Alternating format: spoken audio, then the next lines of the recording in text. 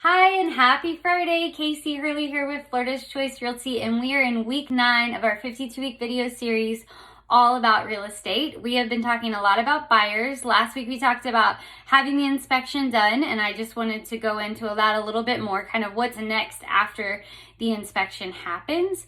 So to start, you will have the opportunity to meet your inspector there and do your measuring. Once that's done, he's going to go back and write the report for you. He's going to send it to you typically via an email, and you're going to have to pay for it prior to opening the email. So 3 things that you have to pay for, a little side note. You have to pay for your binder deposit, your inspection, and your appraisal. Those are 3 items that you need to have cash on hand for prior to closing. So once you've paid for that, it will then be made available to you and to myself, and we will review it. I'll give you some time, I'll take some time, we'll look through it.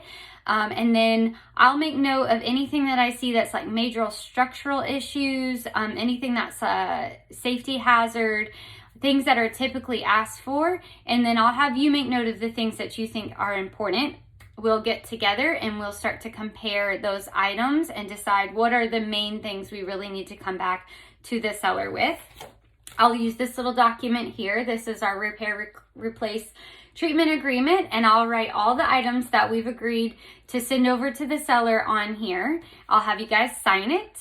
And then I will send that over to the listing agent. The listing agent will take it to her sellers, and she will say, Mr. and Mrs. Seller, this is what the buyers are asking for. And then she'll come back to us and say, they agree to all of it, or they only agree to these things, they don't agree to that thing, and we'll kind of have a little negotiating period. One thing I do want you to be aware of is this is your time to really dig deep into the home. Get any inspectors out there you want, whether it's pool, if you have a pool, or if you want to have an electrician check things out. This is your time to really check out the home and make sure that it's where you want it to be. So that's it for inspections for today. We're going to have a much deeper video on inspections later. I hope you all have a blessed weekend.